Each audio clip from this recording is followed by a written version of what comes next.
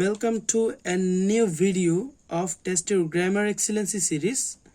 আজকে আমরা এই সিরিজের প্রথম ভিডিওতে আমরা কিছু এমসিকিউ দেখব এবং সাথে সাথে সেগুলোর ব্যাখ্যা সহ শিখব এবং কি কি দুর্বলতা আছে সেগুলো ফাইন্ড আউট করব। এবং বলে রাখি আজকে আমরা দেখব মূলত মেডিকেলের 19-20 সেশনের ইংলিশ প্রশ্নটাই। তাহলে যারা মেডিকেল পরীক্ষার্থী বা যারা এইচএসসি পরীক্ষার্থী বা যারা অ্যাডমিশন সিকার্স এবং যারা জব বা বিসিএস এর জন্য প্রস্তুতি নিচ্ছেন তাদের জন্য এটা খুবই খুবই খুবই হেল্পফুল হবে ইনশাআল্লাহ। চলুন টেন্স দিয়ে আগে শুরু করি। টেন্স শেখাটা একটু সহজ করি, যেহেতু আমি বিশ্বাস করি এই ভিডিওর অধিকাংশ ভিউয়ার্সই টেন্সে একটা প্রবলেম থাকে এবং যাদের এই টেন্সের প্রবলেম তারা টেন্সের প্রবলেমের কথাটা শেয়ারও করা যায় না, এমন অবস্থা। কারণ এটা অনেকেই এটা কেমন জানি, টেন্স আর তো শেখার বয়সই তো নাই, ওই অবস্থায় চলে আসছে আমরা। তাই একটু টেন্স আমরা শিখি দেখি, একদম অল্প সময় আমরা টেন্সটা একটু ধারণা নিব, কারণ পরবর্তীতে প্রতিটা পেজে আমি টেন্সই পড়াবো, আসলেই টেন্স পড়াবো। এবার শুরু করি তাহলে। আসলে গ্রামের অনেকগুলাই টপিক শুরু করবো আমরা, টেনশন নিয়েন না। তাহলে চলুন প্রথমে বাংলায় কি টেন্স বুঝেন দেখি। করেছিলাম,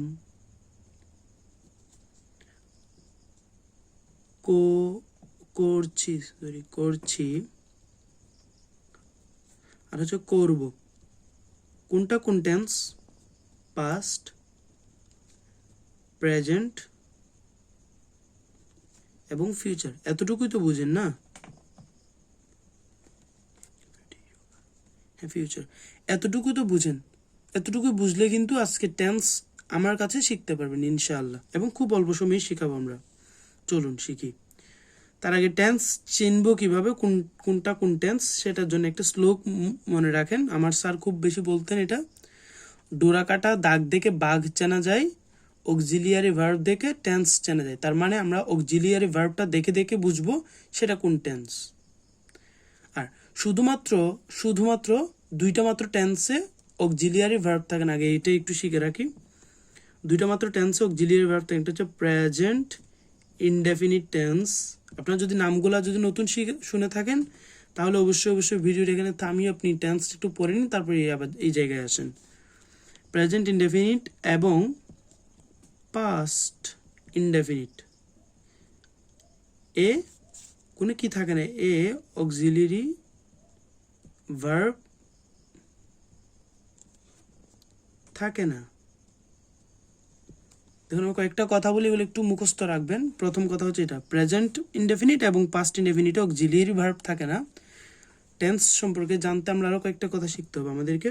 2 নম্বর কথা হচ্ছে কন্টিনিউয়াস শব্দের মানে কন্টিনিউয়াস। যদি কখনো কন্টিনিউয়াস শব্দটা শুনেন তার মানে বুঝবেন বি ভার্ব প্লাস ভার্বের সাথে আইএনজি। যদি কখনো কন্টিনিউয়াস শব্দটা শুনেন তাহলে বুঝবেন কি বি ভার্ব প্লাস ভার্বের সাথে আইএনজি। আর যদি কখনো শুনেন পারফেক্ট, কোন একটা শব্দে যদি শুনেন পারফেক্ট, তাহলে বুঝবেন হ্যাভ ভার্ব প্লাস ভার্বের পাস্ট পার্টিসিপল ফর্ম। এখন আপাতত সংক্ষেপে লিখছি, মুখেও বলছি, এগুলো একটু মাথায় রাখবেন। ভিতরে ভার্বের পাস্ট পার্টিসিপল ফর্ম। আচ্ছা আসি, বি ভার্ব কোনগুলা সবাই জানে আশা করি। Am, is, are, was, were, be, been, being.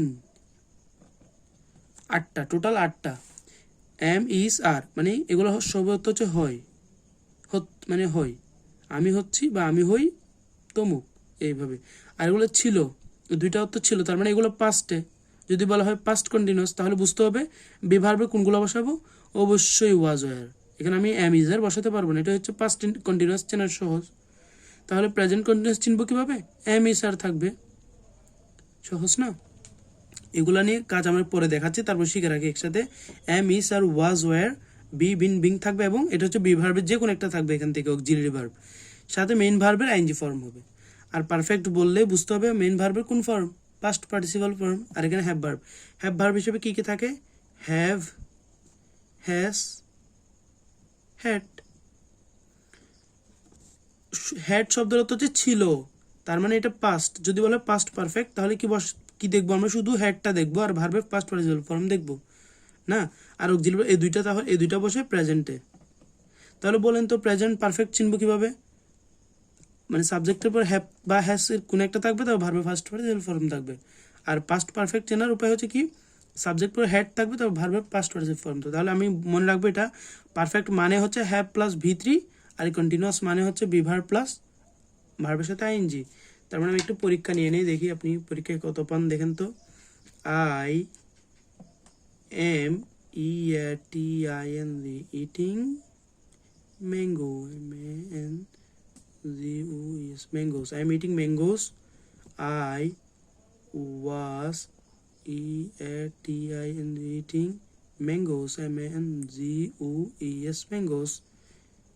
I have EATEN eaten mangoes, MANGOES, mangoes. এবং I had eaten mangoes. এই চারটার মধ্যে কোনটা কোন টেন্স আমরা একটু চিনি। প্রথমে আসি ভার্বের সাথে আইএনজি প্লাস বি ভার্বে কোনো একটা, তার মানে কন্টিনিউয়াস। কোন একটা কন্টিনিউয়াস হবে সেটা শিওর। কোন কন্টিনিউয়াস? এটাও দেখা যাচ্ছে কন্টিনিউয়াস, আইএনজি এবং বি ভার্বে কোনো একটা, এভাবে আটটার মধ্যে কোনো একটা, তার মানে এটাও কন্টিনিউয়াস। কোন কন্টিনিউয়াস জানি না।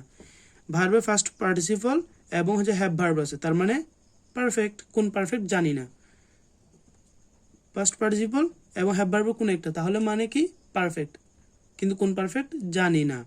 এখন জানার চেষ্টা তো করি, কিভাবে করব? যেহেতু হ্যাভ, তার মানে হ্যাভ বসে কখন? শুধু প্রেজেন্ট হলে। হ্যাভ হ্যাজ বসে প্রেজেন্ট হলে, তার মানে এটা প্রেজেন্ট পারফেক্ট। এটা কি তাহলে? পাস্ট পারফেক্ট, পারসেন্ট তো। এইটা দেখি ওয়াজ বসে কখন? পাস্টের ক্ষেত্রে। ওয়াজ আর ওয়ার বসে কখন? পাস্টের ক্ষেত্রে। তার মানে যেহেতু কন্টিনিউয়াস বললাম, তাহলে পাস্ট কন্টিনিউয়াস গেল। আর এটা কি? এম যেহেতু প্রেজেন্টে, সুতরাং এটা হচ্ছে প্রেজেন্ট কন্টিনিউয়াস। আশা করি চারটার মধ্যে দুইটা আমি করেছি আর দুইটা আপনাকে করতে দিয়েছিলাম। আশা করি পেরেছেন। যদি পেরে থাকেন তাহলে অবশ্যই সিরিজটা পুরোটা আপনি দেখতে পারবেন না, তাতে আপনি বুঝবেন, এটাই বোঝা যাচ্ছে। আর যদি না বুঝেন তাহলে টেন্সটা একটু বই থেকে পড়েন, তারপর আবারও এসে আমার দেখা শুরু করেন, ইনশাল্লাহ তখন বুঝে যাবেন। চলুন এরপরে তিনটা কথা কি শিখেছেন? তাহলে চতুর্থ কথা আমরা যাব। চলুন চতুর্থ কথা একটু দেখি। ফিউচার মানে কি? পারফেক্ট মানে হচ্ছে হ্যাভ প্লাস V3, আর কন্টিনিউয়াস মানে বি ভার্ব প্লাস VING, এটাই আর কি, তাই তো? এখন ফিউচার মানে হচ্ছে FUTURE। ফিউচার মানে হচ্ছে শ্যাল অথবা উইল। আপনি আমাকে কথা দেন, এই চারটা কথা আপনি শিখতে পারবেন, এখনই শিখে দিবেন, তাহলে আমি বলি আপনার টেন্স আমি শিখাই দিব আপনাকে, আপনার মুখস্থ করাই লাগবে না। হ্যাঁ, তাহলে শিখে ফেলছেন। এবার চলেন আমরা একটু প্র্যাকটিস করি। একটা প্র্যাকটিসে আসি, একটা প্র্যাকটিস করি, তারপর হয়ে যাবে। প্রথম আমরা একটা নাম শুনছিলাম আমরা এটার, পারফেক্ট কন্টিনিউয়াস কন্টিনিউয়াস টেন্স। এই ধরনের কিছু টেন্সের আমরা নাম শুনছিলাম না? এই ধরনের টেন্সের স্ট্রাকচারটা আমরা একটু শিখবো। তার আগে বলো তো পারফেক্ট মানে কি বলেছিলাম আমি? হ্যাঁ, হ্যাভ ভার্ব প্লাস V3, তাই তো? আর কন্টিনিউয়াস মানে কি বলেছিলাম? আচ্ছা তাহলে আমি একটু বক্স করে দিই। কন্টিনিউয়াস মানে কি বলেছিলাম? কন্টিনিউয়াস মানে বলেছিলাম বি ভার্ব প্লাস ভার্বের সাথে আইএনজি।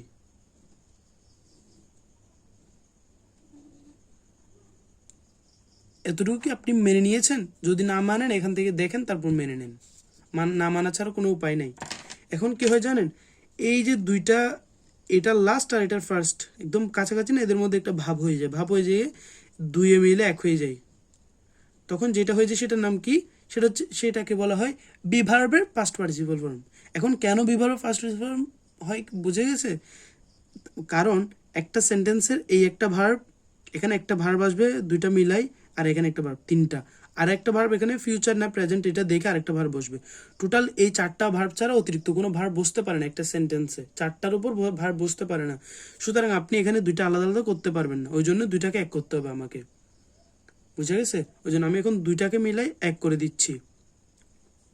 যেহেতু 4-এর বেশি যাইতে পারবো না আমি, ওই জন্য মনে করেন আমি এটাকে ফিউচার লিখে রাখি, এটাও করি ফিউচার পারফেক্ট কন্টিনিউয়াস। ফিউচার মানে কি শ্যাল অথবা উইল। দেখেন 4টার বেশি হওয়া যাবে না, এটা তো লাগবে যেহেতু ফিউচার বোঝাতে। আর এখানে হ্যাভ আর দেখেন এই বি ভার্বের এখানে আছে না, be am is are was are be been being, এই যে বিন দেখা যায়, এই যে বিন, এই বিনটাই হচ্ছে কি বি ভার্বের পাস্ট পার্টিসিপল ফর্ম, ঠিক আছে? সুতরাং এখানে হবে কি বিন, বিন, এই 2টা মিলে হয়ে গেছে বিন। আর এদিকে ছিল কি ভার্বের সাথে আইএনজি, আর এখানে অতিরিক্ত আছে হ্যাভ, আর এখানে শ্যাল উইল। আশা করি এই স্ট্রাকচারটা কি আশা করি আপনি বুঝেছেন। আমি যদি বলি শ্যাল উইল কেন বসেছে, যেহেতু ফিউচার। হ্যাভ কেন বসলো, যেহেতু পারফেক্ট। বিন কেন বসলো, হ্যাভের পর ভার্বের পাস্ট পার্টিসিপল ফর্ম বসে সবসময়, হ্যাভের পর ভার্বের পাস্ট পার্টিসিপল ফর্ম বসে, ওই জন্য এখানে হ্যাভের পর ভার্বের বিভার্বের পাস্ট পার্টিসিপল ফর্ম বসছে, তার মানে এটা কি পারফেক্ট। কিন্তু যেহেতু বিন এটা একটা বিভার্ব এবং প্লাস ভার্বের সাথে ইনজি, তার মানে এটা কন্টিনিউয়াস, তাহলে এটা ফিউচার পারফেক্ট কন্টিনিউয়াস, তার মানে নাম কি হবে ফিউচার পারফেক্ট কন্টিনিউয়াস টেন্স। আমি একটা উদাহরণ দিই সেন্টেন্সের, দেখেন আপনি পারেন কিনা। I shall, SHALL, I shall have been going, আমি যাইতে থাকবো। দেখেন এই জায়গায় ফিউচার পারফেক্ট কন্টিনিউয়াস টেন্স, এটা তো আশা করি পারছেন। আচ্ছা, এবার আসি ফিউচার কন্টিনিউয়াস টেন্স কিভাবে চিনবো। এই 4টার কথার বাইরে আর কোনো শিখতে হবে না, 4টা কথা দিয়েই আমরা চিনবো ফিউচার কন্টিনিউয়াস টেন্স। ওইটা চেনা হয়ে গেলে আমাদের টেন্স শেষ। চলুন একটু চিনে আসি। ফিউচার কন্টিনিউয়াস টেন্স,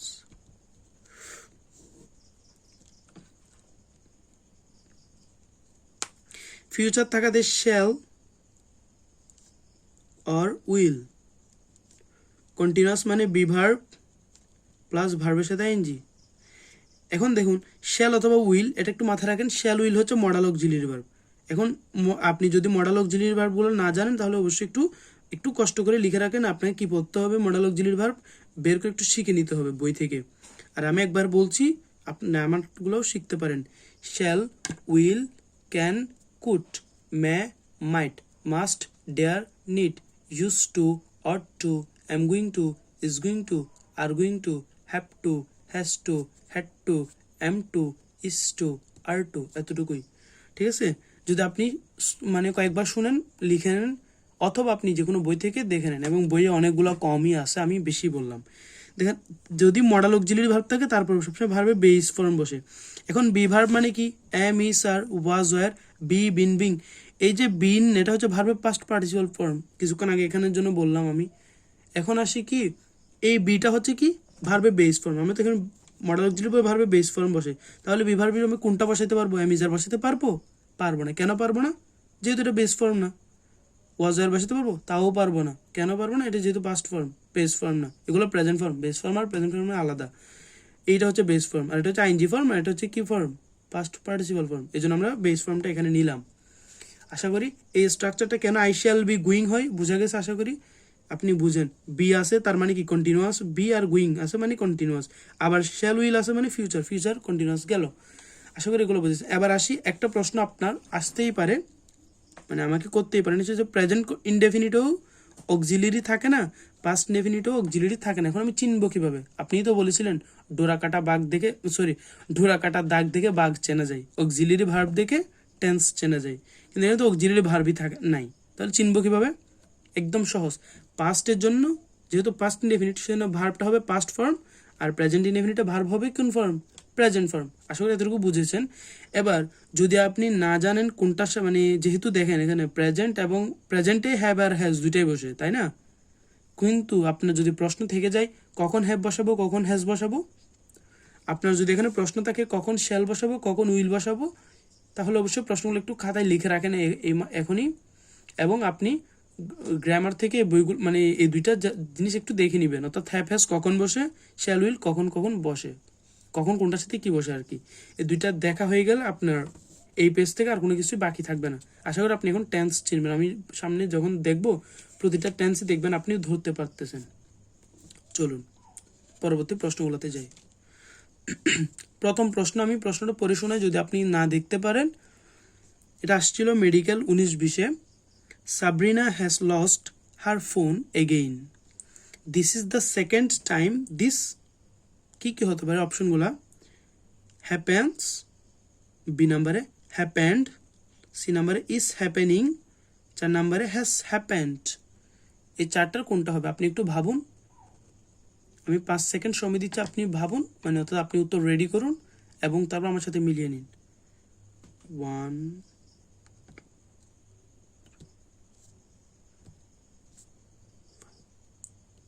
5 সেকেন্ড শেষ। এবার আমি এটার উত্তর করি। দেখুন, Sabrina has lost her phone again, তার মানে সে তার ফোনটা আবারও হারালো। This is the second time this কিছু একটা, মানে সে হারিয়েছে, এটা দ্বিতীয়বারের মতো সে হারিয়েছে, এটাই তো কনসেপ্ট, তাই না? হ্যাঁ, এখন চিন্তা করুন, আপনি মনে করেন আপনি ওয়ালেট হারালেন। আপনি মনে করেন চট্টগ্রামের মানুষ, আমি যেহেতু আমি চট্টগ্রাম দিয়ে বুঝাই, মনে করেন আপনি চট্টগ্রামে মুরাদপুর থেকে আপনি মুরাদপুরে রিক্সা নিলেন এবং মার্কেটে যাচ্ছেন। মার্কেটে গিয়ে রিক্সা ভাড়া দিতে যখন আপনি মানিব্যাগে হাত দিলেন, তখন দেখছেন আপনার মানিব্যাগে কি নাই, মাথা পিক পকেট হয়ে গেছে, তার মানে আপনার মানিব্যাগ নাই। কিন্তু প্রশ্ন এই মানে মানিব্যাগটা কি আপনি চকবাজারে হারিয়েছেন? না, চকবাজার কিন্তু ফলাফলটাই পেয়েছেন যে মানিব্যাগ নাই। আসলে মানিব্যাগ কোন জায়গায় হারিয়েছে সেটা আপনি জানেন না, কিন্তু আমি সেন্টেন্সটা বলতেছি কি, আপনি মানিব্যাগটা চকবাজারে হারিয়েছি, আমি মানিব্যাগ হারিয়েছি, আমি মানিব্যাগ হারিয়েছি। তার মানে আপনি ফলাফলটাকে ফোকাস করছেন, কখন বা কে নিয়েছে এটা ইম্পর্টেন্ট না, আমার কাছে ইম্পর্টেন্ট ফলাফলটা। কিন্তু ঘটনাটা এর আগেও ঘটে গিয়েছে, আমি ফলাফলটা নিয়ে শুধুমাত্র হাইলাইট করছি। যদি কোনো একটা ঘটনা অতীতে ঘটে যায় কিন্তু তার ফলাফলটা নিয়ে আমরা হাইলাইট করি সেন্টেন্সে, তখন সেই সেন্টেন্সটা হয় প্রেজেন্ট পারফেক্ট টেন্স।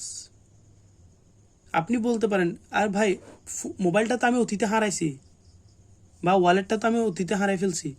হ্যাঁ, তাহলে পাস্ট হওয়ার কথা না? হ্যাঁ, পাস্ট ইনডেফিনিট টেন্স হওয়ার কথা, কিন্তু যদি আমি ফলাফলটা এখনও বিদ্যমান, আপনি মুরাদপুর এসে বা চকবাজার এসে বসে আছেন, দিতে পারতেছেন না, তাহলে কি আপনার ফলাফলটাও রয়ে গেছে না? ওই অবস্থায় গেলে কি প্রেজেন্ট পারফেক্ট টেন্সই হবে, অতীতের ঘটনা হলেও। বোঝা গিয়েছে? তাহলে এই জায়গায় দেখা যায় কি, Sabrina has lost her phone again, দেখা যাচ্ছে সাবরিনা তার ফোনটি আবারও হারিয়েছে, তার মানে এখনো ফলাফল বিদ্যমান। কীভাবে বুঝলাম?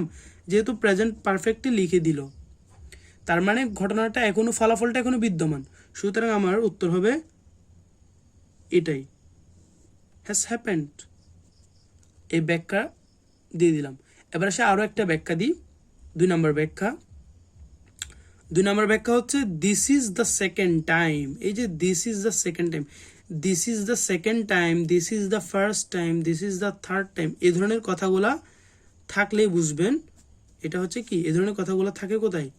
প্রেজেন্ট পারফেক্ট টেন্সে। প্রেজেন্ট পারফেক্ট, এই ধরনের কথাগুলো থাকে কোথায়? প্রেজেন্ট পারফেক্ট টেন্সে। তার মানে এই ধরনের কোনো কথা পাইলে, যে this is the second time, this is the first time, এই ধরনের কথা পেলে উত্তর হবে কি? Present perfect tense. এবার প্রশ্নটার উৎস সম্পর্কে যদি বলি, এটা নিয়ে বহুকাল আগে মানে একটা ডিবেট হয়েছিল, অর্থাৎ কেউ কেউ বলেছিলেন যে এটা হ্যাপেন্স হবে, কারণ সে তো বারবারই হারাচ্ছে, জিনিসটা তার হ্যাবিটের মতো হয়ে যায়। ওইভাবে করে কেউ মানে লজিকটা দেখায়, মানে এটা হ্যাপেন্সের পক্ষে এসেছিলেন। আসলে এটা হ্যাপেন্সের পক্ষে কোনোভাবে যাওয়ার কথা না, মানে যাবে না। কারণ হচ্ছে হ্যাপেন্স কিভাবে হবে, হ্যাপেন্স হতে গেলে এটা কি প্রেজেন্ট টেন্স আসে, তো প্রেজেন্ট ইনডেফিনিট হওয়ার কথা। কিন্তু প্রেজেন্ট ইনডেফিনিট টেন্স যদি হতে যায় তাহলে সেটা তার অভ্যাস হতে হবে। আর ফোন হারানো এটা কারো ডেইলি রেগুলার অভ্যাস না, এটা কারো অভ্যাস না, এটা অ্যাক্সিডেন্ট হতে পারে, এটা কিন্তু অভ্যাস না। আমরা ওই জায়গাটা একটু কনসেপ্ট হয়তো বা ভুল, ওই জন্য এটা আমি দেখলাম অনেক জায়গায়, মানে নেটের মধ্যেও কয়েকটা জায়গায় এটা নিয়ে হ্যাপেন্স নিয়ে মানুষজন চিল্লাচিল্লি করছিল। এটার উত্তর আশা করি বুঝাইতে পারছি। দুইটা ব্যাখ্যা দিলাম, একটা হচ্ছে কি যেহেতু ফলাফল বিদ্যমান সেহেতু পারফেক্ট মানে প্রেজেন্ট পারফেক্ট, আর একটা হচ্ছে মানে তো পাস্ট পারফেক্ট হওয়ার কথা কিন্তু যেহেতু ফলাফল বিদ্যমান সেই জন্যেই প্রেজেন্ট পারফেক্ট, একটা ব্যাখ্যা। 2 নম্বর ব্যাখ্যা হচ্ছে এটা দিয়ে, this is the second time, this is the first time, this is the third time, এই ধরনের কোনো কথা থাকলে তখনও হয় কি প্রেজেন্ট পারফেক্ট। এই দুইটা ব্যাখ্যা এই ক্ষেত্রে প্রযোজ্য। আশা করি আমি আপনাকে প্রেজেন্ট পারফেক্ট টেন্স হওয়ার ক্ষেত্রে যে যুক্তি সেটা বুঝাইতে পারলাম। এবার আসি প্রেজেন্ট পারফেক্ট টেন্স, এটার একটু স্ট্রাকচারটা আমি আপনাকে একটু শেখাই দিই। পারফেক্ট বললে বুঝতে হবে কি হ্যাভ ভার্ব, তারপর হচ্ছে কি ভার্বের পাস্ট পার্টিসিপাল ফর্ম, আর এখানে প্রেজেন্ট খেয়াল করারও দরকার নেই। প্রেজেন্ট মানে বুঝতে হবে এই যে হ্যাভ ভার্বের আবার 3টা আছে না, হ্যাভ, হ্যাজ, হ্যাড, এই 3টার মধ্যে এই 2টা হবে। প্রেজেন্ট মানে বুঝতে হবে এই 2টা হবে, আর যদি এখানে পাস্ট বলতো তাহলে এই হ্যাডটা হতো। এখন কোনটা হবে আমি একটু বলে দিই আপনাকে। আই এর সাথে হয় হ্যাভ, উই এর সাথে হয় হ্যাভ, দে এর সাথে হয় হ্যাভ। তার মানে প্লুরাল থাকলে অবশ্যই হ্যাভ, প্লুরাল থাকলে অবশ্যই হ্যাভ, প্লুরাল থাকলে অবশ্যই হ্যাভ। শুধুমাত্র সিঙ্গুলারের মধ্যে আই একমাত্র সিঙ্গুলার যার সাথে হয় হ্যাভ, বাকি সব ক্ষেত্রে হ্যাজ হয়। আর হেডের ব্যবহার হচ্ছে সব জায়গায় হেড, বুঝে গেছে? তাহলে আশা করি প্রেজেন্ট পারফেক্ট টেন্সের ব্যবহার সেন্টেন্স, এই যে দেখেন এখানে সাবরিনা যেহেতু থার্ড পারসন সিঙ্গুলার নাম্বার সেহেতু হ্যাজ, হ্যাজ মানে প্রেজেন্ট, ঠিক আছে? এই যে লস্ট এটা কিন্তু পাস্ট অর্থাৎ পাস্ট পার্টিসিপাল ফর্ম, ঠিক আছে? হার ফোন এগেইন, শেষ। আমি এর পরবর্তী প্রশ্নে যাই। এটাও 19-20-এর একটা প্রশ্ন, প্রশ্নটাও ইন্টারেস্টিং এবং টেন্সের পাশাপাশি আমরা আজকে নতুন একটা টপিক শিখবো এইটার মাধ্যমে।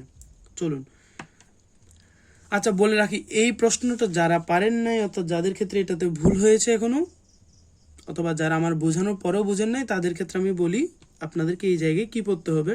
টেন্সটা খুলে একটু টেন্স টপিকটা একটু পড়ে নেবেন এই ভিডিওটা শেষে। এরপরে which one of the following sentence is correct, যে 4টা সেন্টেন্সের মধ্যে কোনটা কারেক্ট দেখি একটু আমি পড়ে শোনাই। If I won the lottery I bought a big house, যদি আমি লটারিটা জিততাম আমি একটা বড় বাড়ি কিনতাম। আচ্ছা দেখি এরপর এটা, if I won the lottery I will buy a big house, অথবা I shall buy a big house, ঠিক আছে? আপনি আইল মানে কি আই শ্যালও ধরতে পারেন, আই উইলও ধরতে পারেন। If I win the lottery I will buy a big house, if I won the lottery I will buy a big house, সবগুলো একই রকম শুনতে না? আপনি কোন জায়গায় ফোকাস করবেন আমি সেটা একটু বলে দিই। এই জায়গাগুলোতে এইখানে এই পার্থক্যটা হচ্ছে। এবার আপনি একটু উত্তর করবেন। এখন আপনাকে আমি 5 সেকেন্ড সময় দিব এটার উত্তর করার জন্য। শুরু হচ্ছে সময় এখন থেকে।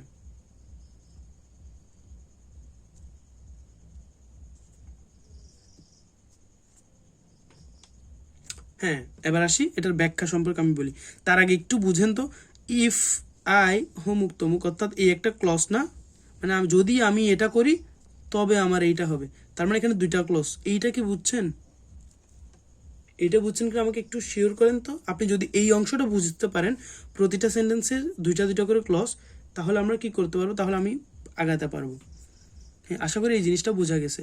তাহলে এই পরবর্তী বুঝেন, এই ধরনের ইফ মানে যদি, যদি এটা হয় তাহলে এটা, যদি এটা না করো তাহলে এটা হবে না, এই ধরনের সেন্টেন্সগুলোকে বলা হয় কন্ডিশনাল। তাহলে কন্ডিশনাল সেন্টেন্স হচ্ছে ইফ তারপর আনলেস, এই 2টাকে নিয়ে হয়। আরও কি কি নিয়ে হয় আমি পরবর্তী ধাপে ধাপে শেখাবো। তার আগে কন্ডিশনাল সেন্টেন্স হচ্ছে 3 প্রকার, first conditional, second conditional, third conditional. চলুন এবার 3 প্রকার আমি প্রকারভেদগুলো একটু শেখাই। যদি ইফযুক্ত ক্লজটা এই যে এখানে একটা টেন্স না, আই ওন দ্য লটারি, এখানে একটা টেন্স না, আই উইল বাই, দেখেন এখানে কিন্তু পাস্ট ফর্ম আর কোনো অক্সিলারি ভার্ব নাই, তার মানে এটা পাস্ট ইনডেফিনিট। আর এখানে শ্যাল উইল আছে, তার মানে ফিউচার। আর এখানে অক্সিলারি ভার্ব আর কিছুই নেই, তার মানে ফিউচার ইনডেফিনিট। তাহলে আসি এই অংশটা যদি এক মানে তো এই ইফের যুক্ত এই অংশটার যদি টেন্স হয় প্রেজেন্ট ইনডেফিনিট, যদি এই অংশটা যদি হয় প্রেজেন্ট ইনডেফিনিট, তাহলে এই অংশটাতে হবে প্রেজেন্ট ইনডেফিনিট অথবা ফিউচার ইনডেফিনিট, দুইটার যে কোনো একটা হবে, আপনি যে কোনো একটা বসাতে পারেন। এখন প্রশ্ন হচ্ছে ভাই যদি দুইটা থাকে, যদি কখন অপশনে দুইটাই দিয়ে দেয়, তখন অবশ্যই প্রেজেন্ট ইনডেফিনিটকে আমরা প্রায়োরিটি দিব। বোঝা গিয়েছে? তাহলে আমি এই ধরনের কিছু সেন্টেন্স আমরা করাবো, এরপর আশা করি এটা বুঝতে পারছেন যে মানে যদি প্রথমে এই ক্লজটা, যেমন আমাদের এই জায়গায় দেখি এই যে এটা মিলে গেছে, if I win the lottery, মানে আমি যদি, এই দেখেন এটা কিন্তু প্রেজেন্ট ইনডেফিনিট টেন্স, আর এই পোর্শনটা আই উইল বাই, তার মানে এটা ফিউচারে, তার মানে এটা কারেক্ট, মানে আমার এই সূত্র অনুসারে এটা মিলছে। দেখি এখানে কোথাও উইন আর কোথাও এটাতে আর না কোথাও নাই, তাহলে এই যে প্রেজেন্ট আছে কিনা সেটা চেক করার দরকার নেই। এরপর আসি দেখি সেকেন্ড কন্ডিশনালটা, ইফ থাকবে, এরপর যদি পাস্ট ইনডেফিনিট হয় তাহলে পরের অংশটাতে হবে উড,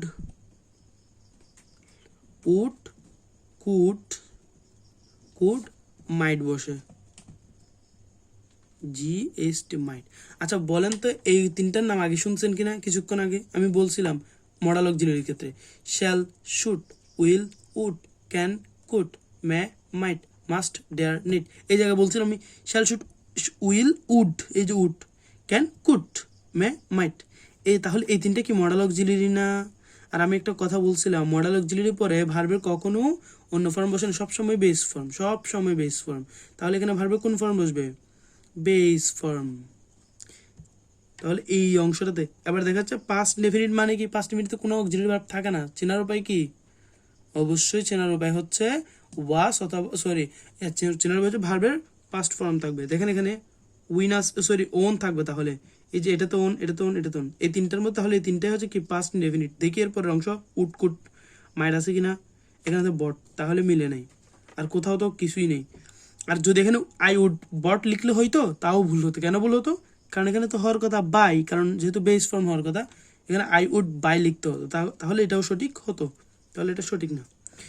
আচ্ছা এইরকম একটা সেন্টেন্স আমি লিখে দেখাই, ইফ আই ওয়ার ইউ, এটা কি অক্সিলারি ভার্ব না? এটা কিন্তু অক্সিলারি ভার্ব না। কেন না? কারণ এই জায়গায় এটা অক্সিলারি ভার্ব, মেইন ভার্ব, কারণ দেখেন এখানে কিন্তু কোনো আর মেইন ভার্ব নাই, সুতরাং এটা মেইন ভার্বের মতো কাজ করে। তাহলে এই মেইন ভার্বটা কোন ফর্মে আছে? এম ইজ আর বলছে না, কি বলছে? ওয়াজ আর, তার মানে পাস্ট ফর্মে। তাহলে এটা কোন টেন্স? Past indefinite tense. তাহলে এখানে হবে কি, যদি আমি তুমি হতাম, আই উড গো দেয়ার, ঠিক আছে, মনে করে লিখলাম আমি গো দেয়ার। আচ্ছা যদি আমি তুমি হতাম, এইটাকে ঠিক আরো একভাবে লেখা যায়, ওয়ারটাকে আগে নিয়ে আসলেও লেখা যায়, তার মানে ওয়ার আই ইউ। সেক্ষেত্রে আর ইফ লিখতে হইল না এই সেন্টেন্সে, ঠিক স্ট্রাকচার একই আগের মতোই, কিন্তু শুধু ইফ না লিখেও লেখা যায় যদি ওয়ারটাকে আগে নিয়ে চলে আসেন, ঠিক আছে। তাহলে দেখা যাচ্ছে আপনি এই যে আমরা বললাম ইফ বা আনলেস দিয়ে করা যায়, ওয়ার দিয়ে করা যায়, এটা হচ্ছে ব্যবহার। আমি এখানে জায়গাটা রাখলাম এই জন্য। এবার আসে আমরা থার্ড কন্ডিশনালের রুলটা একটু লিখি। থার্ড কন্ডিশনাল হচ্ছে ইফ যুক্ত ক্লজ এখানে যদি পাস্ট পারফেক্ট হয়, পারফেক্ট টেন্সের হয়, তাহলে এখানে হবে কি would, could, CUULD, could, might plus have plus V3। এই যে দেখো উড, কুড, মাইট, এটা কি? এগুলো তিনটেই হচ্ছে মডাল অক্সিলারি না? মডাল অক্সিলারির পরপরে ভার্বের কি ফর্ম হয়? Base form. এখানে হ্যাভ মানে কি? হ্যাভ মানে হ্যাভ, হ্যাসও না, হ্যাডও না, হ্যাভ হচ্ছে একদম হ্যাভের বেস ফর্ম, তার মানে আমরা এই জন্য এখানে হ্যাভই বসাইতে হবে, এখানে হ্যাজ হ্যাড কিছুই বসানো যাবে না। I could have, I would have, I might have, এরপর V3 মানে ভার্বের পাস্ট পার্টিসিপল ফর্ম। আচ্ছা যেমন একটা আমি উদাহরণ দেখাই, if I had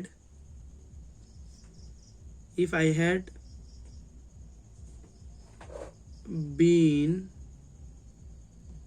a maid, যদি I had been A mad, যদি আমি পাগল হয়ে যেতাম, I could, usually could have done what ever I want, এটা ঠিক আছে। এবার এই জায়গায় দেখেন আমি চাইলে এভাবে লিখতে পারতাম, সরাসরি হ্যাডটাকে আগে নিয়ে চলে আসলেও হয়ে যেত, হ্যাড আই বিন ম্যাড, ঠিক আছে। তখন কিন্তু আর কি লিখতে হতো না, ইফ লিখতে হতো না, had I been A mad. তাহলে দেখা যাচ্ছে হ্যাড দিয়েও করা যায়, তাহলে আমি এই জন্য এখানে হ্যাড লিখলাম। আশা করি কন্ডিশন এর বাইরে কোনো কন্ডিশনাল নাই, তার মানে কন্ডিশনাল শিখতে গেলে শুধু এই চার্টটা দেখলেই হয়ে যাবে। এই চার্টটা আমি আরো একবার বলি, first conditional, second conditional, third conditional. First conditional হচ্ছে কি প্রেজেন্ট ইনডেফিনিট হলে এরপর অংশটা মানে এরপর ক্লজটা হবে কি প্রেজেন্ট ইনডেফিনিট অথবা ফিউচার ইনডেফিনিট। আর যদি দুইটাই থাকে অপশন তাহলে প্রেজেন্ট ইনডেফিনিটকে আমরা প্রায়োরিটি দিব। সেকেন্ড কন্ডিশনাল থেকে বলছিলাম পাস্ট ইনডেফিনিট হলে উড কুড মাইট, যেহেতু এরা মডাল অক্সিলারি সেহেতু এখানে ভার্বে বেস ফর্ম। কিন্তু এখানে যদি ওয়ার থাকে পাস্ট ইনডেফিনিটে তাহলে ওয়ারটাকে আগে লিখলেও করা যায়, তখন ইফ দিতে হয় না। 3 নম্বরে আসি, 3 নম্বরে ছিল কি মানে থার্ড ক্লজে ইফ প্লাস পাস্ট পারফেক্ট থাকলে উড কুড মাইট বসবে, এটার মতোই জাস্ট এরপরে একটা হ্যাভ বসবে। আর যেহেতু হ্যাভ তাহলে ভার্বে পাস্ট পার্টিসিপল ফর্ম, আর হ্যাভের কোনো ফর্ম বসবে না যেহেতু এরা উড কুড মাইট এরা কি ফর্ম, এরা হচ্ছে মডেল অক্সিলারিজ, এতটুকুই। এবার আসি আরেকটু বাকি আছে, যদি হেডটা যে হেডটা আমি আগে নিয়ে আসতে পারি তখন ইফ দিতে হয় না। আরেকটু বাকি আছে, সেটা হচ্ছে এই যে প্রতিটাতে কমা আছে না, চাইলে কমার পুরো অংশটা পরে লেখা যায়, এটা আগে লেখা যায়। তার মানে এভাবে করা যাবে, এটার উত্তর I will buy a big house if I win the lottery, এভাবে করে উত্তর করা যাবে। আশা করি এটা বুঝেছেন, আর যারা বুঝেননি তাদেরকে অবশ্যই কি দেখতে হবে কন্ডিশনাল, তো বই খুলে দেখে নেবেন। আর সবচেয়ে ইজি মানে একদম 100%ই পড়ানো হয়ে গেছে এই জায়গায়, সুতরাং আর দেখানোর দরকার না। আচ্ছা হ্যাঁ একটু বাকি আছে, 100% পড়ানো হয় নাই, একটু বাকি আছে, হচ্ছে আনলেস। আনলেস নিয়ে যদি কথা হচ্ছে কি সবগুলো ইফের মতো শুধুমাত্র একটাই কথা, এই যে এই ক্লজ যেটা ইফ যুক্ত ক্লজ সেখানে কোনো নেগেটিভ ওয়ার্ড আর আসতে পারবে মানে নট টট আসতে পারবে না, এটাই হচ্ছে কথা। কোনো নট বসতে পারবেন না, নট বা নু বসতে পারবেন, এটাই হচ্ছে কথা একমাত্র।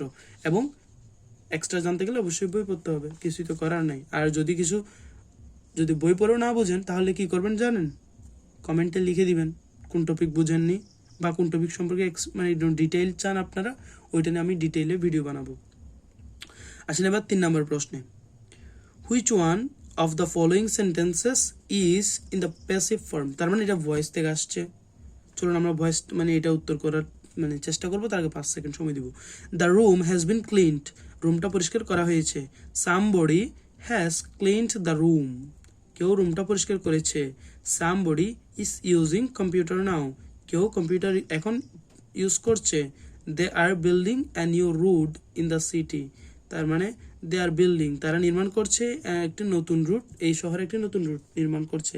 এখন আমি আপনাকে 5 সেকেন্ড সময় দিব, আপনার কাজ হচ্ছে কি প্রশ্নটা আরো একবার ভালো করে পড়ে নেন এবং উত্তর করার চেষ্টা করেন। রেডি?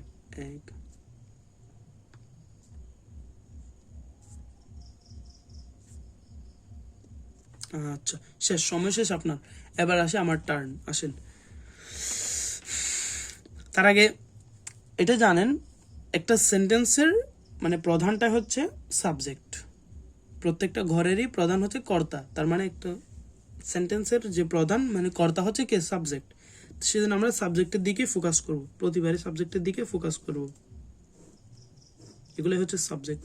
এখন যদি আপনি সাবজেক্ট কোনটা সেটা না চিনেন বা সাবজেক্ট কিভাবে হয়, সাবজেক্ট কোথায় বসে যেগুলো যদি না জানেন বা সাবজেক্ট কিভাবে মানে এটা যে সাবজেক্ট কিভাবে বুঝলাম ওটা যদি না জানেন তাহলে অবশ্যই আমি বলছি আপনাকে এই ভিডিওটা পজ মানে অর্থাৎ বন্ধ করে আপনি একটু ওই জায়গাটা একটু পড়ে নিন, যে সাবজেক্ট পোর্শনটা পড়ে নিন গ্রামার থেকে, তারপর আবার ভিডিওটা চালু করে লেখা শুরু করতে পারেন। চলুন শুরু করি আমরা ধরে নিচ্ছি মানে আপনি পারেন ব্যাপারটা। সাবজেক্ট চেনাটা, একটা সেন্টেন্সের প্রধান যদি সাবজেক্ট হয়, এখন আমাকে দেখতে হবে সাবজেক্ট এর জায়গায় কে আছে, যে কাজটা করে সে আছে নাকি কি করছে সেটা আছে। দেখি somebody has cleaned the room, তাহলে রুমটা কেউ একজন পরিষ্কার করছে, যে করেছে তার কথাই তো সাবজেক্টের জায়গা আছে, এই জায়গায় দেখা যাচ্ছে। কেউ কম্পিউটারটা ইউজ করছে, তাহলে যে করছে তার কথাই তো somebody বলা আছে। এখানে তারা একটা রুট তৈরি করছে, যারা করছে তারা তোমার তো যে কাজটা করে সেই ফার্স্টে সাবজেক্টের জায়গায় বসছে। আর যে করে তাকে বল, সে যদি বসে তাহলে সেটা হয় অ্যাক্টিভ, যে করে সে যদি বসে যায় তাহলে সেটা হবে অ্যাক্টিভ। আর যেটা করে মনে করি এখানে রুমটা পরিষ্কার হচ্ছে, কি পরিষ্কার করা হচ্ছে রুম, কি করছে তাহলে রুম পরিষ্কার করছে রুম, তাহলে কি পরিষ্কার করছে মানে কি করছে সেইটা যদি সাবজেক্টের জায়গায় বসে তাহলে সেটা হচ্ছে প্যাসিভ, তাহলে আমি বুঝেই যাচ্ছি এটা হচ্ছে প্যাসিভ। আশা করি এটা বুঝেছেন। চলুন এবার আমরা এই অংশটাতে একটু বিস্তারিত আর একটু জেনে আসি, মানে কিভাবে অ্যাক্টিভ টু প্যাসিভ আমরা করতে হয় সেটা একটু জানি। তার আগে বলি, টেন্সের যে আমরা রুল শিখছিলাম না, ফার্স্টে স্ট্রাকচার শিখছিলাম না, ওইগুলো হচ্ছে আসলে এই যে অ্যাক্টিভের জন্য। দেখেন হ্যাজ ক্লিনড, তার মানে এটা কোন tense? Present perfect tense. Has cleaned, এটা ইজ মানে বিভার্ব আছে, তার মানে কন্টিনিউয়াস, যেহেতু ভার্বের সাথে আইএনজিও আছে তাহলে প্রেজেন্ট কন্টিনিউয়াস। এই যে আর আছে মানে বিভার্ব আছে এবং আইএনজি আছে, তার মানে কি প্রেজেন্ট কন্টিনিউয়াস। এগুলো কিসের জন্য? সবগুলা হচ্ছে আপনার অর্থাৎ অ্যাক্টিভ ভয়েসের জন্য। এখন আমরা প্যাসিভ ভয়েসের জন্য টেন্সটা একটু পড়ে নিব এই জায়গায়, তাহলে টেন্সের আরেকটা নতুন মাত্রা শেষ হয়ে যাবে আমাদের, তাই তো? চলেন প্রথমে একটা যে মাথায় রাখবেন প্যাসিভ ভয়েসে, PASSIVE, প্যাসিভ ভয়েসে সর্বদা ভার্বের পাস্ট পার্টিসিপাল ফর্ম হবে, সর্বদা। তিনটা কথা শিখবো শুধুমাত্র আমরা। আরেকটা হচ্ছে পারফেক্ট, শুনলে আপনি যদি শুনেন পারফেক্ট মানে এটা প্যাসিভ ভয়েসে টেন্স কোন টেন্স সেটা বের করার জন্য আপনি, মানে এটা কি পারফেক্ট কিনা সেটা বের করার জন্য, পারফেক্ট যদি হয় তাহলে প্যাসিভ ভয়েসে বিন বসবে, সবসময় বিন বসাতে হবে। আর কন্টিনিউয়াস যদি শুনেন, কন্টিনিউয়াস যদি শুনেন তাহলে বিং বসাতে হবে। আপনি আমাকে কথা দিন এই তিনটা কথা আপনি শিখে ফেলছেন, মাত্র তিনটা কথা, তাহলে আমি বলবো আপনার ভয়েস মানে যে টেন্সের যে ব্যাপারটা আপনার শেখা শেষ। এইটা খেয়াল করি, এইখানে দেখা যাচ্ছে হ্যাভ বা হ্যাজ বা হ্যাড কিছু একটা আছে, তার মানে এটা যদি অ্যাক্টিভে থাকতো তাহলে বুঝে নিতাম এটা কি হতো, বুঝে নিতাম আপনার পারফেক্টের একটা লক্ষণ পাইছি। এবং আর এই যে ক্লিনড কেন আছে, এটা হচ্ছে প্যাসিভ ভয়েস, এই জন্যই ক্লিন আছে। এই ক্লিনড কেন আছে? যেহেতু প্যাসিভ ভয়েস সবসময় ক্লিন ভার্বে 3 ফর্ম হতে হবে, ওই জন্য এখানে ইডি যুক্ত হয়েছে, অর্থাৎ পাস্ট পার্টিসিপাল ফর্ম হয়েছে। এই যে হ্যাভ হ্যাজ হ্যাড এরপর পারফেক্ট টেন্সে কি হতে হয়? ভার্বের পাস্ট পার্টিসিপাল ফর্ম, ওই জন্য এখানে বিন হয়েছে, বোঝা গেছে? এবং আমরা বলছিলাম পারফেক্ট শুনলেই কি হতে হবে? বিন হয়েছে। আর যদি কন্টিনিউয়াস হইতো তাহলে হয়তো কি? বিং। যেমন এই সেন্টেন্সটা তখন এভাবে হইতো, মনে করেন এটা প্যাসিভ ভয়েসে প্রেজেন্ট কন্টিনিউয়াস টেন্স আছে, the room is being cleaned. এবার বলেন ক্লিন কেন? যেহেতু প্যাসিভ ভয়েস ওই জন্যে। কেন ইজ? এখন প্যাসিভ ভয়েস আপনি শুধু ক্লিনড দেখে চিনবেন না, এখানে এইটাও তো দেখলাম আমরা, দ্য রুমের কথা আগে আসছে, ওই জন্য দুইটা জিনিস একসাথে দেখে বুঝতে পারছি প্যাসিভ ভয়েস। তাহলে ইজ এবং ভার্বের সাথে আইএনজি, এই দুইটা দেখে আমরা চিনতে পারছি কি?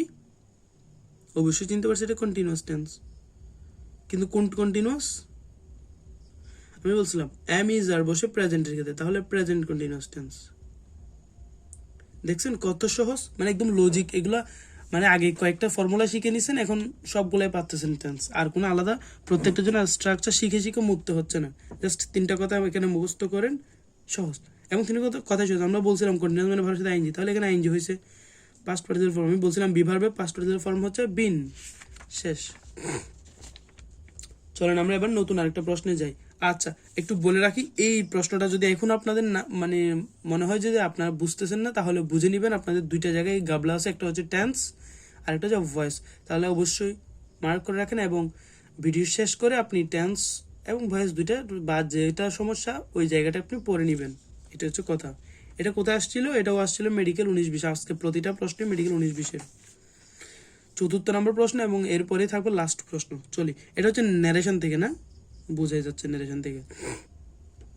আচ্ছা এই ধরনের ন্যারেশনের ইনভার্টেড কমার বাইরে একটা অংশ মানে কেউ একটা বলছে, এটা হচ্ছে কিছু মানে কি বলছি সেটা, এই দুইটা পোর্শন আমি বিশ্বাস করি এই দুইটার কোনটার কি নাম সেটা আপনারা জানেন, যদি না জানেন আমি বলতেছি। এটা হচ্ছে রিপোর্টিং স্পিচ আর এটা হচ্ছে রিপোর্টেড স্পিচ। আমি কিভাবে মাথায় রাখতাম জানেন?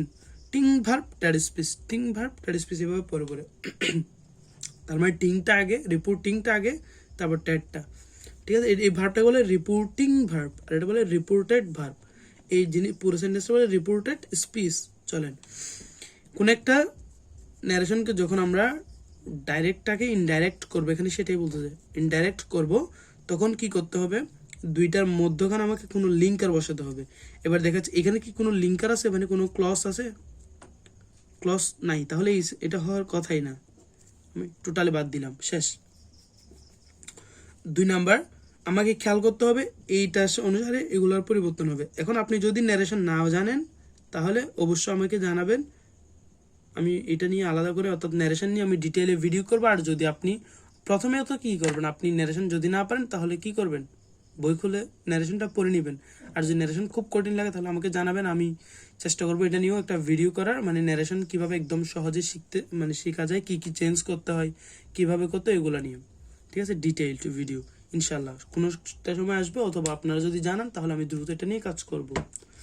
তবে অবশ্যই একটা কথা, শেয়ার চাই প্রচুর, কারণ আমার ভিউজ লাগবে নতুন এক পর্ব আসার জন্য, তাই না, আপনাদের উপকার হবে আর কি। এই যে দেখেন এখানে দুইটাতে ক্লজ আছে, তার মানে এই দুইটার যখন একটা সঠিক, এটা বুঝছি। 2 নাম্বার আসি, এই যে দেখেন এই অংশটা, এটাকে বলা হয় কি রিপোর্টিং স্পিচ, ঠিক আছে, এটা রিপোর্টিং ভার্ব। এইটা যদি হয়, আমি সরাসরি মানে এটার ব্যাখ্যাটা দিয়ে দিচ্ছি, আপনারা দেখে নেন। এটা যদি হয়, এটা কোন টেন্স আছে বলেন তো, শুধু এতটুকুই, সি সেইট, এটা কোন টেন্স আছে, সে নাই, সেইট আছে, তার মানে ভার্বের পাস্ট ফর্ম এবং কোনো অক্সিলারি ভার্ব নেই, তাহলে এটা কি পাস্ট ইনডেফিনিট, তার মানে পাস্ট টেন্স। এটাই তো, যদি এটা পাস্ট টেন্সে হয় তাহলে আমার কথাগুলো খাটবে, একটু মাথায় রাখবেন। একটা চার্ট শেখাচ্ছে এখন, এটা একটু দেখেন। যদি পাস্ট ইনডেফিনিট হয় তাহলে এই যে এটা কোন টেন্স, দেখুন তো, টিচ নাই, টচ আছে, মানে তার মানে শিখিয়েছিলাম আর কি, আই টট, মানে আমি পড়িয়েছিলাম, আই টট। এখন কথা হচ্ছে এইটা কোন টেন্সে, এখানে কোনো অক্সিলারি ভার্ব নেই এবং ভার্ব পাস্ট ফর্ম, তাহলে এটাও পাস্ট ইনডেফিনিট। এইটা যদি এটা কোন টেন্স সেটা আবার চেঞ্জ হবে, মানে আমার উত্তরে এটা চেঞ্জ হবে প্রতিবার। দেখেন এখানে হ্যাড টট আর এখানে শুধু টট, এটাই চেঞ্জ করার কথা। এখানে দেখেন টেন্সের চেঞ্জ হবে এই জায়গায় অ্যাকচুয়ালি উত্তরে। তাহলে আমি শিখবো এখন এইটাই, যে কখন কিভাবে চেঞ্জ হয় সেটা শেখার জন্য প্রথমে দেখতে হবে আপনাকে এই জায়গায় কোন টেন্স আছে। যদি পাস্ট টেন্স থাকে তাহলে আমার এই রুলটা কাটবে, আর যদি পাস্ট টেন্স না থাকে তাহলে যেটাই আছে সেটাই বসাই দিবেন, যে টেন্স আছে সেই টেন্সেই বসাই দিবেন। তাহলে যেহেতু পাস্ট, তাহলে যে টেন্স আছে সেই টেন্স বসানো যাবে না, এটা যাবে না, বুঝে গেছি, তাহলে এটাও হবে না, তাহলে উত্তর কারেক্ট এটাই। কিন্তু আমি তারপরে শিখিয়ে দিচ্ছি কীভাবে চিনবেন আপনি কারেক্ট, একদম কারেক্ট জায়গা আমি কীভাবে যাবো, চলুন। এটা যদি হয় অর্থাৎ ডাইরেক্টে কি আছে সেটা দেখবো, এবং আমরা নিয়ে যাব কোথায়, ইনডাইরেক্টে। এটা হচ্ছে কথা। ডাইরেক্টে যদি থাকে প্রেজেন্ট, সহজে শিখাচ্ছে একদম, প্রেজেন্ট থাকলে নিয়ে যাব কোথায়, পাস্ট। আচ্ছা যদি বলেন আমাকে প্রেজেন্ট কন্টিনিউয়াস টেন্স আছে এই জায়গায়, তাহলে আমি কোন টেন্সে পরিবর্তন করব, পাস্ট কন্টিনিউয়াস। আমি কিন্তু আলাদা করে লিখলাম না, প্রেজেন্ট ইনডেফিনিট হলে past indefinite, present continuous, past continuous, এক কথাই শেষ। প্রেজেন্ট থাকলে পাস্ট, প্রেজেন্ট যেটা পাস্ট সেটা বুঝে নেবেন। পাস্ট থাকলে পাস্ট পারফেক্ট, পাস্ট থাকলে পাস্ট পারফেক্ট, তার মানে কি, তার মানে পাস্ট ইনডেফিনিট থাকলে পাস্ট পারফেক্ট, পাস্ট কন্টিনিউয়াস থাকলে পাস্ট পারফেক্ট, এর সাথে একটা কন্টিনিউয়াস শব্দ এখানে যুক্ত হয়েছিল না, তাহলে এখানে বসাই দেন past perfect continuous. Past perfect থাকলে পাস্ট পারফেক্ট, কারণ পাস্ট পারফেক্ট কোনো টেন্স তো নেই। পাস্ট পারফেক্ট কন্টিনিউয়াস থাকলে তাও এখানে পারফেক্ট কন্টিনিউয়াস। কেন, তাহলে আমাকে খেয়াল করতে হবে পাস্টের জন্য পাস্ট পারফেক্ট। এখন পাস্ট ইনডেফিনিট থাকলে আপনি এখানে ইনডেফিনিট একটা বসে দেখেন, যদি কোনো টেন্স আছে নাই তাহলে পাস্ট পারফেক্ট। আপনি যদি এখানে কন্টিনিউয়াস বসেন তাহলে কন্টিনিউয়াসটা শব্দটা আমি এখানে নিয়ে চলে আসি, পাস্ট পারফেক্ট কন্টিনিউয়াস টেন্স, এবার টেন্স আছে না, তাহলে এটা আর কি পাস্ট কন্টিনিউয়াস থাকলে পাস্ট পারফেক্ট কন্টিনিউয়াস টেন্সই হয়। তাহলে এক কথাই শেষ, যত পাস্ট আছে সবগুলো পাস্ট পারফেক্ট করব, কি পাস্ট পারফেক্ট সেটা বুঝে যাবেন আশা করি। আমি একটা উদাহরণ দেবো এরপরে। এবার আসি ফিউচার যদি থাকে। আচ্ছা ফিউচার মানে কি, শ্যাল উইল না, shall will, shall will can, অর্থাৎ ফিউচার যদি শ্যাল উইল থাকে তাহলে এখানে হবে শ্যাল শুড, এভাবে তো আমরা শিখতাম, উইল উড, তাহলে এখানে শুড আর উড হবে।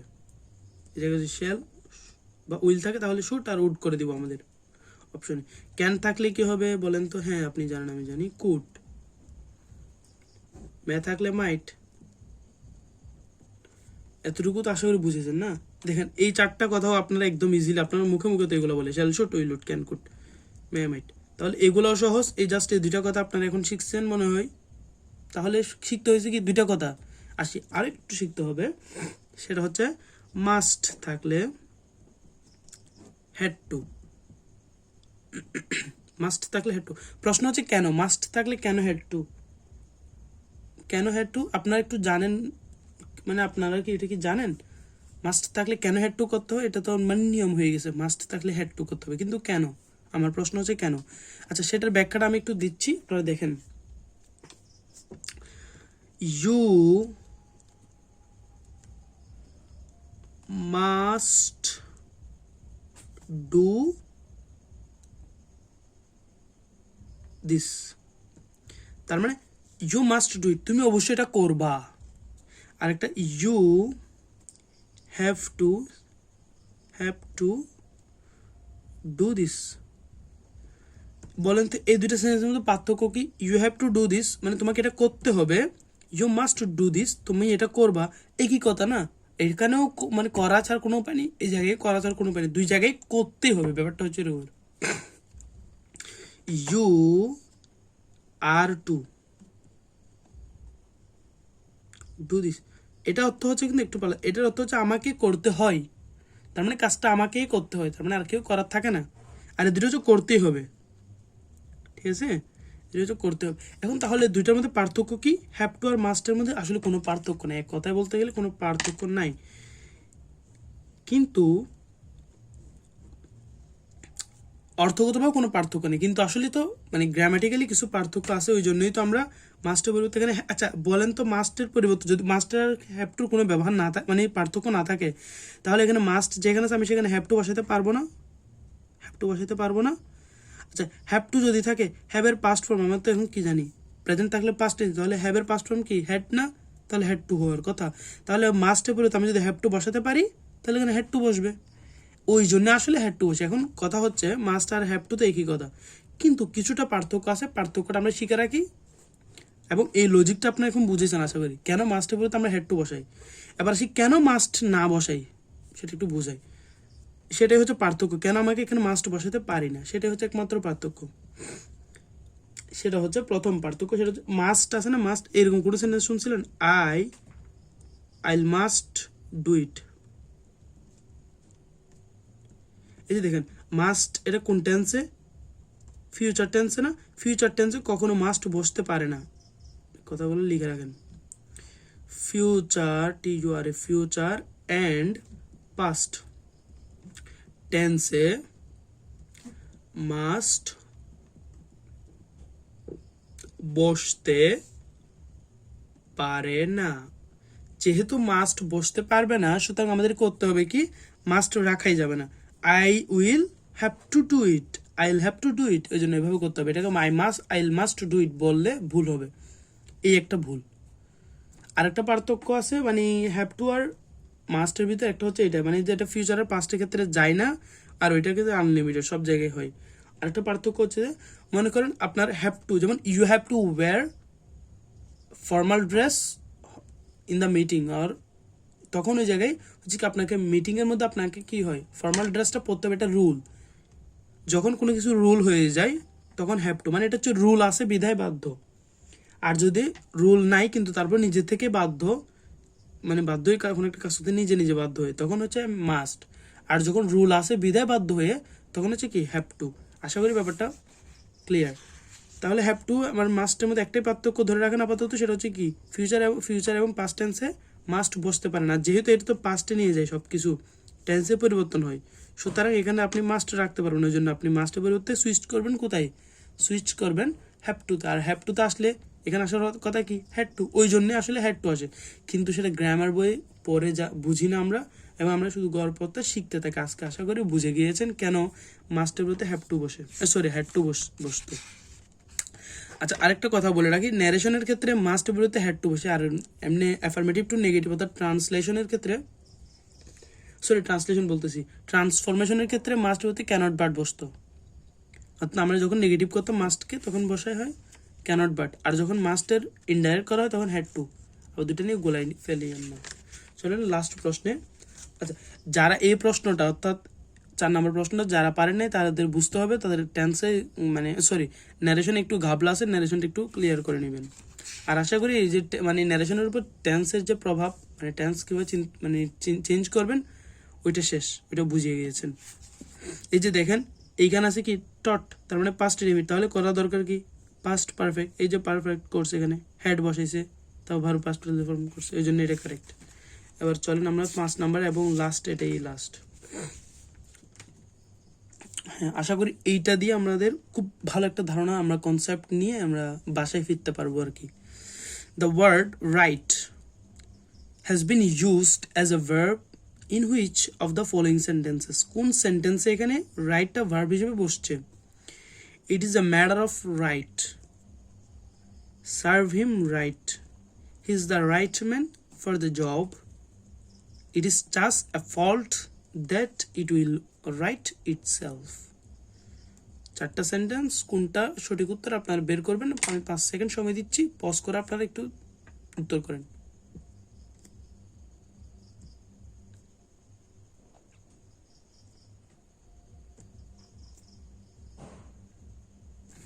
হ্যাঁ, এবার আমি উত্তরটা করছি, দেখেন কয়েকটা নতুন নতুন আপনারা তথ্য শিখতে পারেন হয়তোবা।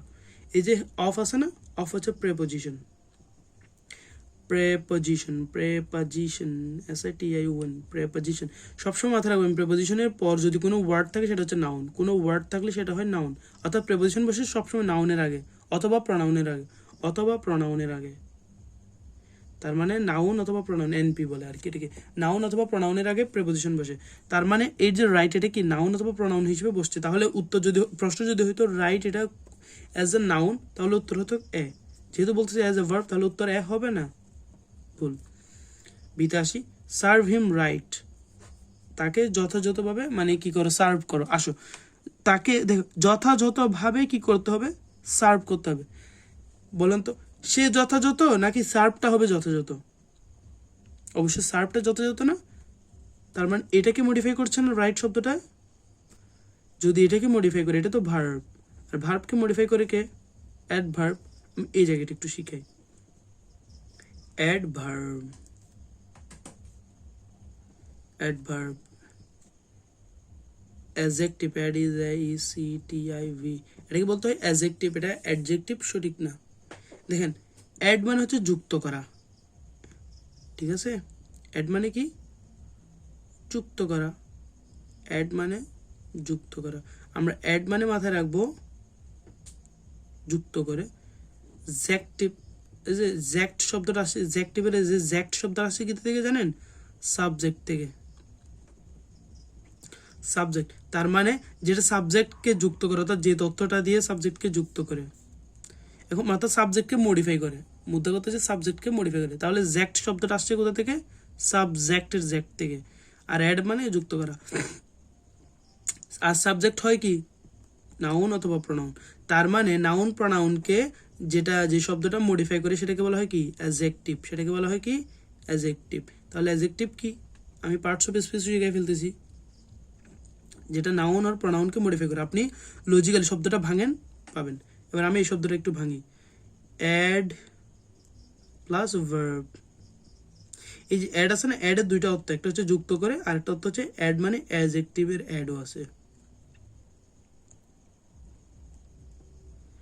একটা হচ্ছে ভার্ব। অর্থাৎ যে ওয়ার্ডগুলো ভার্বকে এবং অ্যাডজেক্টিভকে মডিফাই করে সেগুলোকে বলা হয় কি? অ্যাডভার্ব। তাহলে দেখা যাচ্ছে এখানে ভার্বকে মডিফাই করছিল রাইটটা না, এবং ভার্বকে মডিফাই করে কি? অ্যাডভার্ব। তার মানে কি রাইটটা হচ্ছে অ্যাডভার্ব। যদি বলা হয়তো এখানে অ্যাজ আ অ্যাডভার্ব, তাহলে উত্তর হতো এই বি। যেহেতু এখানে বলা হচ্ছে ভার্ব, তাহলে এটা উত্তর হবে না। আসি সি নাকি ডি? আচ্ছা, আবার ডিটা একটু, সরি সিটা একটু পড়ে শোনাই, তারপর আসি। আপনি এটা দেখেন তো, কখনো বলছিলেন কি না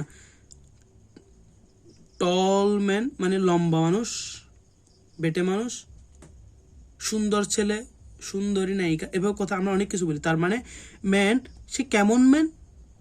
টল ম্যান, সে কেমন। এখন ম্যানটা কি নাউন না? নাউনটা কেমন উত্তর যে দেয় সেটা নাউন সম্পর্কে একটু অতিরিক্ত তথ্য দেয়। আর আমি এখনই বলছি নাউন সম্পর্কে অতিরিক্ত তথ্য বা নাউনকে মডিফাই করে কি? অ্যাডজেক্টিভ। তার মানে এই যে টল বা কিছু একটা, এটা হচ্ছে অ্যাডজেক্টিভ, তাই না? তাহলে নাউনের আগে বসে কি? অ্যাডজেক্টিভ। এই যে দেখেন ম্যান, এটা নাউন, নাউনে কি বসছে? রাইট। তার মানে রাইটটা কি? অ্যাডজেক্টিভ। আর অ্যাডজেক্টিভের আগে সবসময় আর্টিকেল বসতে পারে। আপনারা এই স্ট্রাকচারটা একটু মাথায় রাখিয়েন যে নাউনের আগে অ্যাডজেক্টিভ, অ্যাডজেক্টিভের আগে আর্টিকেল বসতে পারে, ঠিক আছে? নাউনের পরে প্রেপোজিশন, প্রেপোজিশনের পরে আবারও নাউন। এই যে দা জব, এটা একটা নাউন। তাহলে স্ট্রাকচারটা খুব ইম্পর্টেন্ট। আমরা সেন্টেন্স যারা গঠন করতে চান, মানে নিজের থেকে সেন্টেন্স লিখতে চান, তাদের জন্য স্ট্রাকচারটা খুব ইম্পর্টেন্ট। আর আসি 4, it is charge A fault that it will right itself. এই যে দেখেন উইল রাইট, উইল হচ্ছে অক্সিলারি ভার্ব, এরপর কি? Right, main verb. এখন আপনি এই চারটা তো এই তিনটা বুঝে গেছেন, এটা হচ্ছে অ্যাডজেক্টিভ। তিনটা বুঝে গেছেন হবেন, তাহলে এটাই কারেক্ট একভাবে। দুইভাবে হচ্ছে কি, যেহেতু অক্সিলারি ভার্বের পর কি বসেছে? মেইন ভার্বটা, সেহেতু রাইট। আপনি অর্থ না বুঝলেও উত্তর করতে পারবেন। আশা করি এই জায়গা থেকে আমরা কয়েকটা কি শিখতে পারলাম? পার্টস অফ স্পিচের ব্যবহার শিখতে পারলাম। যেমন নাউন পড়লাম, প্রোনাউন পড়লাম, অ্যাডজেক্টিভ পড়লাম, অ্যাডভার্ব পড়লাম। এখানে 4-5টা প্রেপোজিশনের কথাও একটু করে বললাম। তাহলে এখানে এবং একটা সেন্টেন্স স্ট্রাকচারও বললাম। তার মানে এইটা যদি আপনি না পারতেন, তাহলে বুঝে নেবেন আপনি প্রেপোজিশন একটু দুর্বল। তাহলে আপনি পার্টস অফ স্পিচ একটু দুর্বল, তার মানে আপনাকে পার্টস অফ স্পিচটা একটু পড়ে নিতে হবে। আর আমি যদি পড়ানোর পর বুঝে যান, তাহলে তো ওয়েলকাম। এবার আপনি চিন্তা করুন আপনি এই 5টার কোনটা কোনটা পারেননি এবং সেটা সমাধান আশা করি আমি তো প্রতিটার মধ্যে বলে দিয়েছি এবং এক্সট্রা অনেকগুলো ব্যাখ্যাও দিলাম। সাথে সাথে আপনাকে কি করতে হবে, ওই জায়গার যে দুর্বলতা ওইগুলো আপনাকে কাটিয়ে উঠতে একটা প্রেসক্রিপশন দিয়ে দিচ্ছি। এটা একটু আপনার এই অনুসারে খাবেন আর কি। এই যে দেখেন একটা প্রেসক্রিপশন, এখানে আপনার নামটাম লিখে ফেলিয়েন, বয়স আর অ্যাড্রেসটা লিখিয়েন। আমি কয়েকটা টেস্ট দিয়ে দিচ্ছি আর এখানে হচ্ছে প্রেসক্রিপশন। দেখি প্রেসক্রিপশন একটু পড়ে শোনায় আপনাদেরকে। আগামী 1 সপ্তাহের মধ্যে, অর্থাৎ নতুন কোনো পর্ব আসার আগে পর্যন্ত আপনাকে মানে কি করতে হবে, যদি যারা পার্টস অফ স্পিচ সমস্যা ছিল, তারা পার্টস অফ স্পিচ রোগ আক্রান্ত, তারা পার্টস অফ স্পিচ ওষুধটা খেয়ে নেবেন বই খুলে।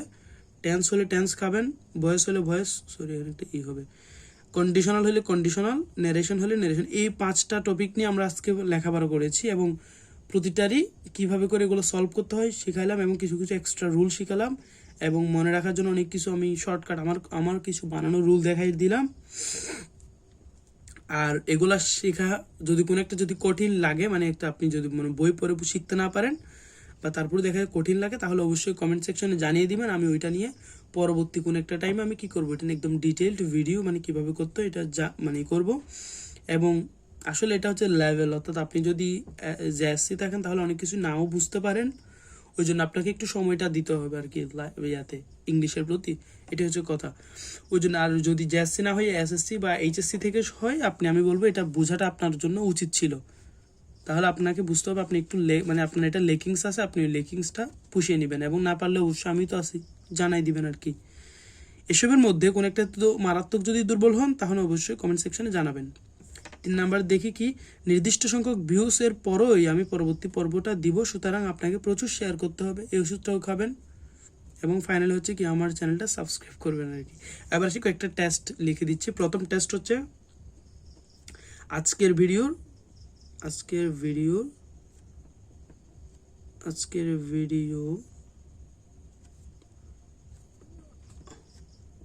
5টাতে কত হলো দেখবেন এবং পরবর্তী ক্লাসগুলোও এবং পরবর্তী